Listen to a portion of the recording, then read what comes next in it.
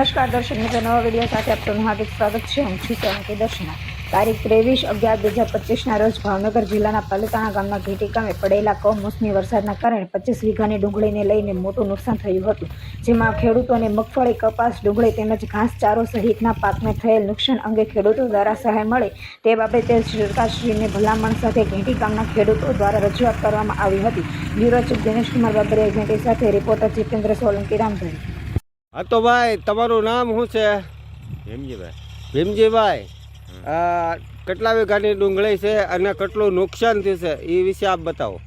આમાં તો લાખો રૂપિયાનું નુકસાન થયું છે. 25 વીઘાની ડુંગળી છે, આ વરસાદના કારણે બગડી ગઈ. બરાબર, કમોસમી વરસાદના કારણે બગડેલી છે અને 25 વીઘાની ડુંગળી છે.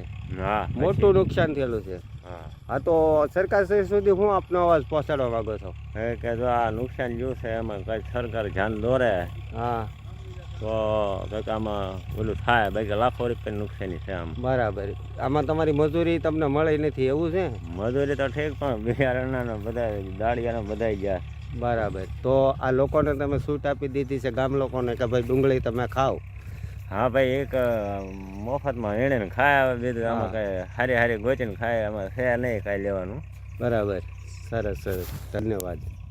શું છે? વાલજીભાઈ. વાલજીભાઈ, તો અહીંયા હાલ તમે અત્યારે આવ્યા છો અને આ ડુંગળી કેટલા વીઘાની છે? 25 વીઘાની ડુંગળી છે. જો હાવ બગડી ગઈ છે. જો હા, આમાં કાંઈ છે નહીં. બરાબર. અને હાવ પાયમાલ થઈ ગયા છે હવે. બરોબર. અને શાના કારણે બગડેલી છે? આ વરસાદના હિસાબે બગડી છે. બરાબર બરોબર. સિંગે બગડી છે ને આ બગડ્યું, બધું બગડ્યું, કાંઈ લેવાનું રહ્યું નથી. બરાબર. તો હવે આપણે સરકાર સુધી શું મેસેજ પહોંચાડવા માંગો છો? હવે તો એ જે આપે એ લેવાનું, બીજું શું હોય. બરાબર છે, સરસ.